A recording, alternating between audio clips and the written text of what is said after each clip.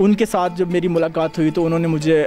बताया कि इस्लाम के अंदर मौसीकी तो हराम है, ठीक है, ये तो एक कंजरों का काम है, ठीक है, जैसे पंजाबी की कहावत है।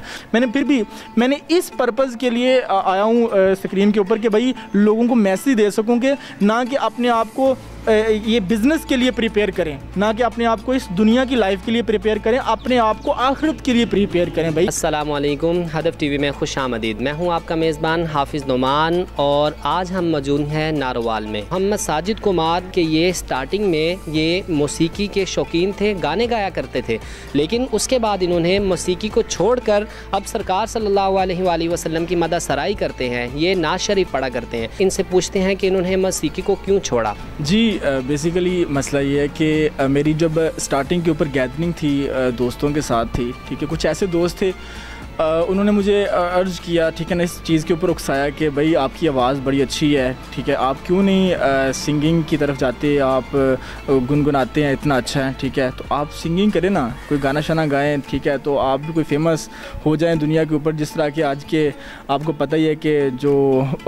सिंगर हैं हमारे पाकिस्तान के आतिफ असलम और राहत फ़तेह अली खान जैसे लोग, ठीक है,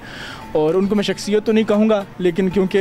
ज़ाहिरी बात है क्योंकि हमारे इस्लाम के अंदर मौसीकी हराम है, तो इसलिए उनको मैं ऐसे अदब तरीके से तो नहीं कहूँगा, लेकिन चलें अल्लाह ताला उनको भी हिदायत दे। लेकिन फिर मैंने भी अपने आप को इस चीज़ के ऊपर उकसाया कि भाई वाकई कुछ ना कुछ हासिल करना चाहिए, कुछ फेम होना चाहिए बंदे के पास। तो मैंने डिफरेंट जो यूनिवर्सिटी लेवल के ऊपर मैंने कंपटीशन में पार्टिसिपेट किया, कॉलेज लाइफ में मैंने किया था, उसके बाद मैंने यूनिवर्सिटी लाइफ में मैंने पंजाब यूनिवर्सिटी में पार्टिसिपेट किया, लम्स यूनिवर्सिटी में मैंने फ़र्स्ट पोजीशन ली, ठीक है ना, वॉइस कंपटीशन हुआ हमारा, तो उससे मुझे बड़ा मतलब कि सुकून मिला। तो लेकिन उसके बाद जब मैंने इस्लाम को एक्सप्लोर किया, जब मेरे बुज़ुर्गों को पता चला जो हमारे पीर मुर्शद हैं, ठीक है, अलीपुर सईदा के, और वो साथ रहने वाले पीर हाफ़िज़ रियाज़ुल हसन चिश्ती साहब, उनके साथ जब मेरी मुलाकात हुई तो उन्होंने मुझे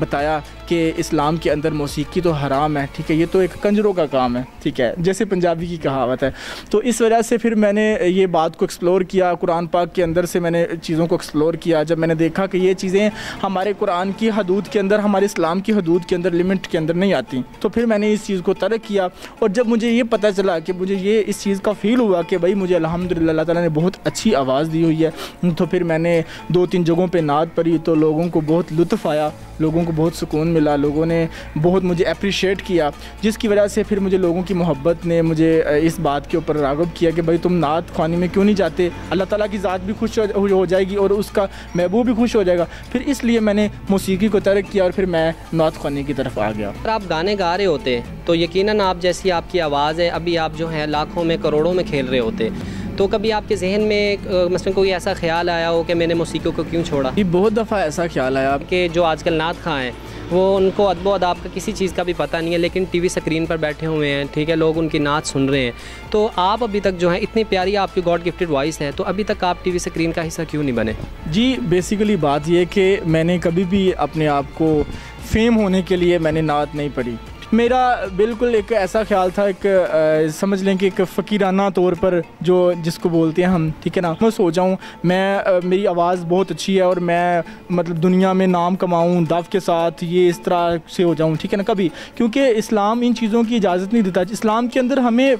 पता है कि इस्लाम के अंदर हमें जैसे लाइफ गुजारनी चाहिए, ना कि हमें सिर्फ़ और सिर्फ जो भी काम करना चाहिए अल्लाह और उसके महबूब की रज़ा के लिए करना चाहिए, ठीक है। तो कभी मैंने अपने माइंड में नहीं लेके आया कि भाई फेमस हो जाऊँ, मैं टीवी शो पे आऊँ, स्क्रीन पे आऊँ। ये दौर अपने बराईम